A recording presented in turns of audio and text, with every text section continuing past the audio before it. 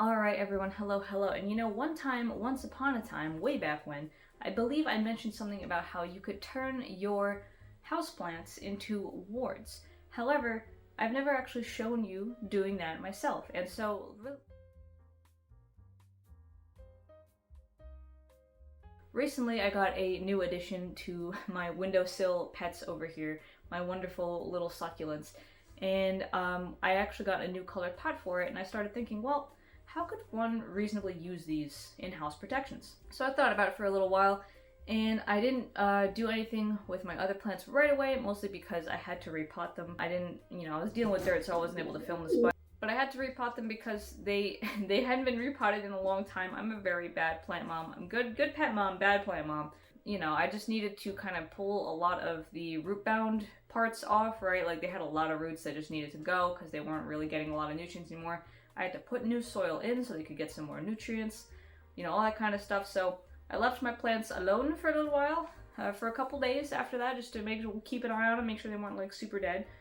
But also, they all now have their pots, and generally also, I did that so I could keep them in these small pots because any bigger of a pot and it risks falling off the windowsill, and like I don't want to clean up shards and also have a dead plant, you know what I mean?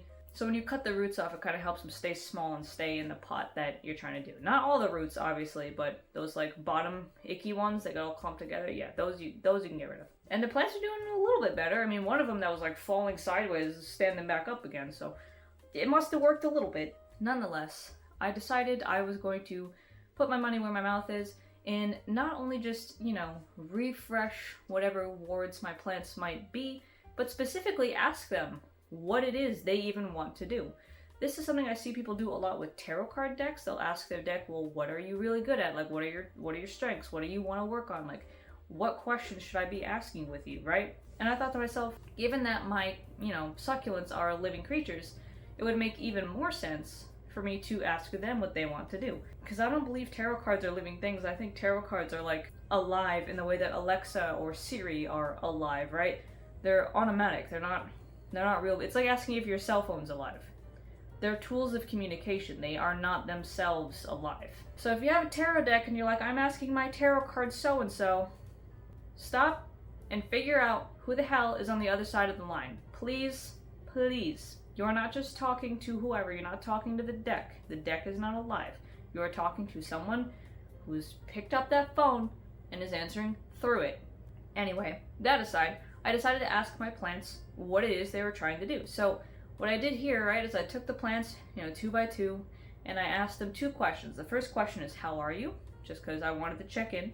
And as you can see, yeah, my little spiky boy, my first spiky boy, who's very much what I would consider probably a tank, right? Someone who one would traditionally consider a baneful protection because it has spikes. And then also he gave me the 5 of Earth as a card, which had a lot to do with like stressed and being like, which makes sense because I had just torn off a ton of his, you know, tangled up roots and given him more dirt, so. But my little blue baby here, you know, as I might have figured, this one has no spikes and this one is in a blue pot. I immediately thought, okay, blue, something like has to do with peace, something that has to do with calm, with, you know, water or air, emotion, good things, right? That's what I was thinking when I put this guy in this blue pot. Especially because he's such a soft, petally kind of guy. I thought, okay, maybe this guy will be good for intuition and emotions. And sure enough, when I asked what he would like to do, he definitely pulled a card that suggested to me that he wanted to be someone who helps with that creativity, that emotional side, someone who really, like, picks things up and gets things going, who is young, clearly, he's a very small boy, someone who's young but is very excited to do the work, and specifically, not just emotional and, you know, mental stuff, but specifically stuff that is productive, stuff that gets things done. So I figure this is a guy that can help remind the people who live in this house to be of mental fortitude, you know, to stay calm while pursuing their goals and everything like that, and to really just move with a beginner's eye, move with the excitement of someone who is, you know, just soaking things up and learning, which is something that I feel like when we are in our day-to-day lives, we forget about a lot, right? We forget to approach things with that beginner's, you know, enthusiasm and excitement. So that was very sweet. I thought that was nice. I was very surprised, though, to see that my spiky boy here, my stressed little man, was an ace of coins. Because here I was thinking, okay, yeah, he's gonna want to keep bad things away, but really no, he's actually the one who wants to put a thorn in my ass and remind me to make use of my opportunities, who will kind of like pull me back, right? And even it says in the Ace of Earth card here in the Herb Crafter's Tarot, nettle stings, nettle redirects, right? When you touch it and it stings you, it reminds you, whoop, don't do that. So he's not so much thinking about the outside as he is thinking about me and trying to push me where I need to go, right? Reminding me when I stray off the path, here's a prickle, pushing me back. So that's interesting. He's a boundary setter for myself, which I didn't see coming, but shit, I will take it. Absolutely. And my other two friends here, I have an Easter lily, is this little round guy. He makes the most beautiful trumpet-like flowers. And I also have this really tall spiky boy. And so again, spiky boy, both in red pots, I think would have something to do with keeping things out. But once again, I was very deeply surprised. I was also interested to see how Longboy here pulled the Lovers as a how you doing card, and it talked about spikes, that even though the spikes seem tough, you know, there is something loving about them, there's something kind about that kind of redirection, I guess, which is interesting. But also, my other little guy, I'm just surprised at how spunky he is. And I guess again, it would make sense because as small and squat as he is, he makes the most beautiful trumpet-like flowers. I really do love them. And these little puffs that he has, those little gray spots, those are flowers starting up, so I really hope we can get a couple flowers this year as well. I'm hoping him being repotted didn't like mess up his flowers and that he's fine. But, right, so when I asked him what they wanted to do, I was surprised to see the 7 of Swords, or 7 of Air, for my long spiky boy, because usually that's like not a great card. That's a card of like being tricky and sneaky and deceitful. But in this deck specifically, it's when it talks about like using your intellect, right? Mental clarity.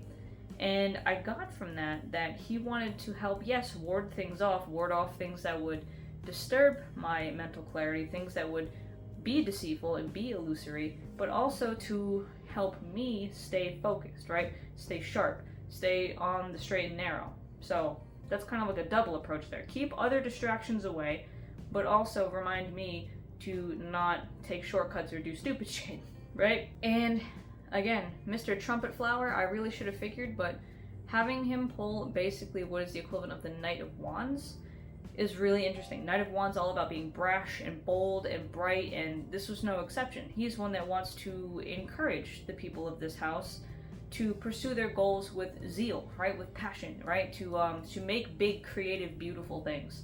And so the red pot here really signifies that fiery passion and creativity to me then. And I mean, after that, right, I just set up crystals that were aligned with the messages of their cards that they pulled, that were aligned with what they wanted to do with the colors of their pots. And I just said, a small prayer and invocation, first to God, of course, and then, an invocation together as the cactuses and myself, we are all God's creation. In fact, I've actually been reading Hildegard of Bingen, a Saint for Our Times, and in reading that, there's a lot that Hildegard has to say about people being interconnected, right? Not just people, though, like everything. Plants, rocks, the winds, fish, and like everything, we're all connected. And so it makes sense to take that animist perspective with your houseplants and remind yourself that whatever divinity you believe in, these plants, these animals, and yourself are all creation. All of us are creation, and all of us are just kind of sitting here singing praises and trying to work with our creator. The prayers of my cactuses are not any less than my own prayers to God, right? And so with that said, what I did really was just again ask God to bless their efforts and ask the plants to sing those praises with me, to join me as creation under God, and to do this kind of stuff. It's more of like, I will help them, they'll try paying more attention to their watering cycle, watering them way more regularly, paying attention to when they need to be repotted more, because again, I'm not the best plant mom, and in turn they will help me with these things that they want to do. So for me, it works out great. And here I was just thinking I had, 3 plants to absorb psychic attacks or something, or to ward off spooky things. And in reality, I have a lot more than that. I I have plants that want to help with my clarity, with my general intuition and emotional stability, with my passion and creativity, and also, yes, with keeping distractions and nuisances out of my house. So overall, yeah, that was a really fun experience, and I definitely suggest that if you have houseplants, that you remember to talk to them too, right? Like they can connect with you in some way, just like you can connect with the trees outside or anything else. Connect with your houseplants. They have something to say that might really surprise you. So, with all that said, I hope that this was an interesting dive into turning your houseplants into little spiritual allies as well. And I'll see you guys next time for some more kitchen and green witch chats.